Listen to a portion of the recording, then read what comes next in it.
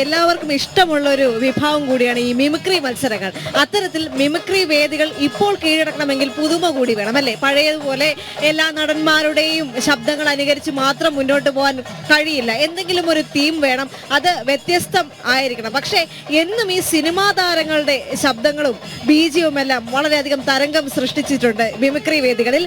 അത്തരം ഒരു റിപ്പോർട്ട് കണ്ടതിന് ശേഷം തിരികെ എത്താം. പക്ഷികളും ട്രെയിനും ഉൾപ്പെടെ മിമിക്രി വേദികളിൽ സാധാരണ കാണുന്ന നിരവധി പെർഫോമൻസുകളാണ് ഇന്ന് നമുക്ക് കലോത്സവ വേദിയിൽ കാണാൻ കഴിഞ്ഞത്.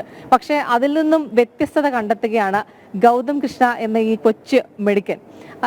എവിടുന്നാ വരുന്നത്? ഞാൻ Idukki Thodupuzha saint Georges higher secondary സ്കൂളിൽ നിന്ന്. ഇന്നത്തെ പെർഫോമൻസ് വളരെ മികച്ചതായിരുന്നു. എങ്ങനെയാ ഈ ഒരു പുതുമയൊക്കെ മിമിക്രിയിൽ കണ്ടെത്തിയത്? എല്ലാവരും പക്ഷിയും പൂച്ച അങ്ങനെയൊക്കെയാണ് ചെയ്യുന്നത്. അപ്പോൾ ഒരു സിനിമയിൽ നിന്നൊരു ബീജം ചെയ്യാൻ ട്രൈ ചെയ്തപ്പോൾ ശരിയായി, അങ്ങനെ ചെയ്ത് പഠിച്ചു വന്ന. അങ്ങനെ എങ്ങനെയാ പഠിച്ചത്? ഞാൻ ലോക്ക്ഡൗൺ സമയത്ത് ഇത് ഫോണിൽ നോക്കി പഠിച്ച് വന്നതാ. ഫോണിലെ ഓരോ ബീറ്റും അങ്ങനെയൊക്കെ കണ്ട് പഠിച്ചു വന്നതാ. സിനിമയിൽ എന്തെങ്കിലുമൊക്കെ അങ്ങനെ ആവണം എന്ന് ആഗ്രഹമുണ്ടോ? മീൻസ് ഇങ്ങനെ മിമിക്രിയൊക്കെ അവതരിപ്പിച്ച് എന്താവണം എന്ന് ആഗ്രഹം? സിനിമയിലൊക്കെ അഭിനയിക്കണമെന്ന് ആഗ്രഹമൊക്കെ ഉണ്ട്, പക്ഷെ ഇതുവരെയായിട്ട് അവസരമൊന്നും വന്നിട്ടില്ല. അങ്ങനെയൊക്കെ ഒരു ആഗ്രഹം ഉണ്ട്. വേദിയിൽ കൈയടിച്ച പെർഫോമൻസ് ആണ് ഗൗതത്തിൻ്റെത്. അപ്പം അതിലെ ആ മ്യൂസിക് ഉണ്ടല്ലോ സിനിമയിലെ, അത് നമ്മുടെ ജനം ടിവിക്ക് വേണ്ടി ഒന്ന് അവതരിപ്പിക്കാം. ചെയ്യാം. ആട് 2-ലെ സർബത്ത് ഷമീർ എന്നൊരു ക്യാരക്ടർ ഉണ്ട്. അദ്ദേഹം എന്ത് ചെയ്താലും ഒരു ബാക്ക്ഗ്രൗണ്ട് മ്യൂസിക് ഇല്ലാണ്ട് ചെയ്തില്ല.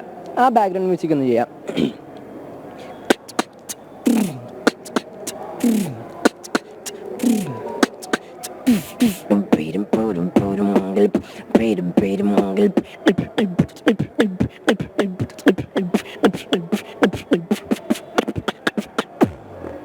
സംഭവം. വേറെ ഒരു സിനിമയുണ്ടല്ലോ നമ്മുടെ സന്താനത്തിന്റെ ഒരു മ്യൂസിക്. സന്താനം വിക്രം സിനിമയിലെ സന്താനത്തിന്റെ ഒരു എൻട്രി ബീജിയം അത്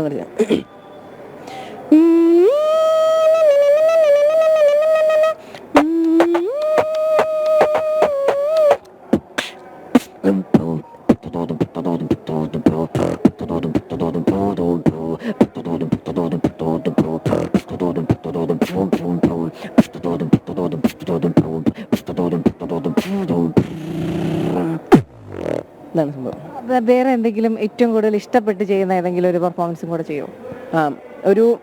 ഞാൻ ചെയ്യുന്ന വെച്ചാൽ ഒരു ടൂറിസ്റ്റ് ബസ്സിൻ്റെ അകത്ത് ഒരു പാട്ടിട്ടുണ്ട്. നമ്മൾ അകത്ത് നിന്ന് കേൾക്കലും പുറത്ത് നിന്ന് കേൾക്കലും ഒരു വ്യത്യസ്ത ശബ്ദമായിരിക്കും.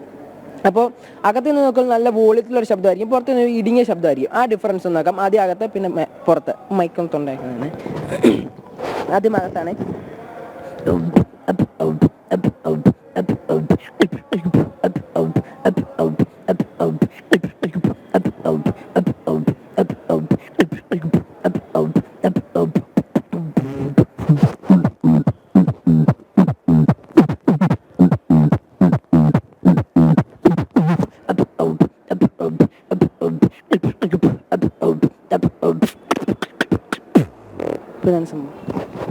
വേദിയിൽ ഭയങ്കര കയ്യടിയായിരുന്നു ഗൗതത്തിന്റെ പെർഫോമൻസ്. അപ്പോൾ നമ്മുടെ കുട്ടികളൊക്കെ പല ആവർത്തനങ്ങളുണ്ട് എങ്കിൽ പോലും ഇത്തരം വ്യത്യസ്തമായിട്ടുള്ള ഓരോ കാര്യങ്ങൾ കണ്ടുപിടിച്ച് വളരെ കഴിവുള്ള കുട്ടികളാണ് നമ്മുടെ ഓരോരുത്തരും. ഏതായാലും കൺഗ്രാജുലേഷൻസ്.